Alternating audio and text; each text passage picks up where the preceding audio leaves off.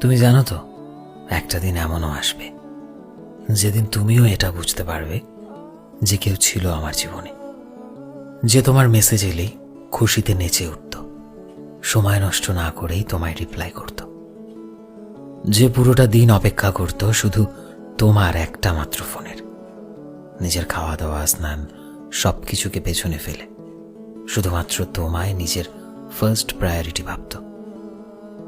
আর এটা এই কারণে নয় যে আমি তোমায় ছাড়া আর কাউকে পাবো না, এটার একটাই কারণ, আমি এত মানুষের ভিড়েও ভালোবাসার জন্য শুধু তোমায় বেছে নিয়েছি। আমার কাছে ভালোবাসার মানে শুধু তুমি ছিলে। কেউ এতটাও বেশি ব্যস্ত হয় না যে সে তার ভালোবাসার মানুষটাকে ভুলে যায়, তার সমস্যাগুলোকে বোঝার চেষ্টা করে না, তাকে সম্মানটুকুও করে না। আমি পুরোটা দিন হাজারো ব্যস্ততার মাঝেও তোমার জন্য সময় বার করতাম, আর তুমি সময় পেলেও আমাকে এড়িয়ে চলতে। আর এসব চলতে চলতে একটা সময় মানুষ এটা শিখে যায় যে জীবনে নিজের আত্মসম্মানকে আগে রাখতে হয়।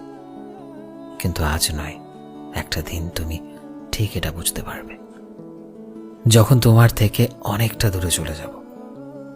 তুমি আমার গলার স্বর শোনার জন্য, আমায় একটিবার দেখার জন্য ছটফট করবে, কিন্তু ততক্ষণে অনেক দেরি হয়ে যাবে। আমি অনেক অনেক দূরে চলে যাব তোমার থেকে, আর তুমিও সেদিন আমার মতোই এতটাই ছটফট করবে যতটা আমি করছি প্রতিনিয়ত তোমাকে হারানোর পর।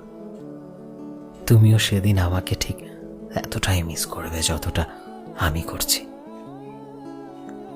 আমি কোনো প্রতিহিংসা বা প্রতিশোধ সেই সুরে কথা বলছি না, আমি কথা বলছি বাস্তবতা নিয়ে। আমি কথা বলছি আমার সেই প্রতিটা ভালোবাসার মুহূর্তগুলোকে নিয়ে, যেটা আমি নিঃস্বার্থভাবে তোমায় উজাড় করে দিয়েছিলাম, শুধুমাত্র তোমায়।